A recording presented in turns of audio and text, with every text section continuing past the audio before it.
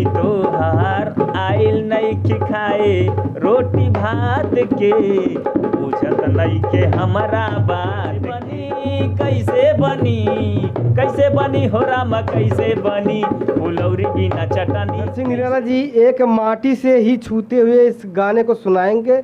आप लोग अपना लाड प्यार दुलार बरसाते रहेंगे, जैसे मोहन राठौर और तमाम सिंगरों को इस गाने पर आप लोगों ने प्यार दुलार दिए हैं। आशा करता हूँ उसी तरह से इस गाने पर भी प्यार दुलार मिलेगा। तो भैया आप गाना सुनाइए वो जो बताए हैं। आई रघुलों के बीच हम नरसिंह निराला और भैया हमार साथ देता न जुगानी भैया नाल वादक पे, हमेशा हमनी के संग में रहल जाला लेकिन कबो लाइव पे आवल जाला कि नहीं आवल जाला तो अलग बात हो गए। लेकिन आई भैया से जुड़ल बानी, भैया के साथे बानी। और आई एगो मोहन राठौर जी के गाना है। अरे बिरहिन जोगिनिया बना गईल बालम, हर दिल में हमारा अगिया लगा गईल बलम, हमसे मुँह मोड़ के अकेले घर छोड़ के, अरे जियते जी हमके मुआ गईल बलम। आई एगो औरत विरह के भाव बा, औरत कहती अपना पति से कैसे कौना भाव में बाबू, और गवना करा के राजा चली गईला बहरावा, गवना करा के राजा चली गईला बहरावा, आई बना त चली जाई बहमहु नई हारावा, आई बना त चली जाई बहमहु नई हारावा, कि तोहार आइल नइखे खाए रोटी भात के, कि तोहार आइल नइखे खाए रोटी भात के, पूछत नइखे हमरा बात के, कि तोहार आइल नइखे खाए रोटी भात के, पूछत नइखे हमरा बात के।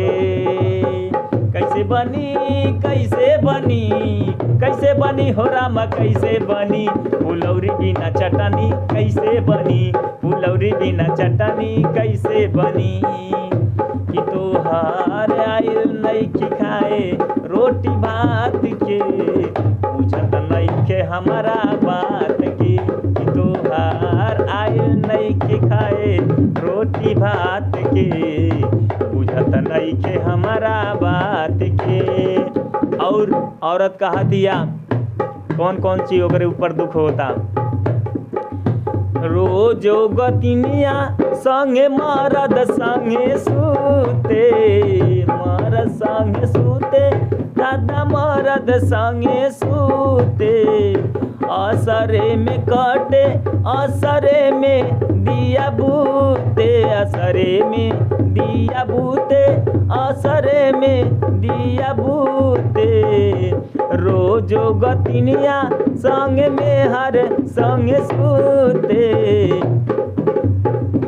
असरे में काटे असरे में दिया बूते, कि रही रही कुहू की लहमता आधी रात के, कि रही रही कुहू की लहमता आधी रात के, बुझत नइखे हमरा बात के, कि तोहार आइल नइखे खाए रोटी भात के, बुझत नइखे हमरा बात के, कि तोहार आइल नइखे खाए रोटी भात के, बुझत नइखे हमरा बात के, कि तोहार आइल नइखे खाए रोटी भात के, बुझत नइखे हमरा बात के।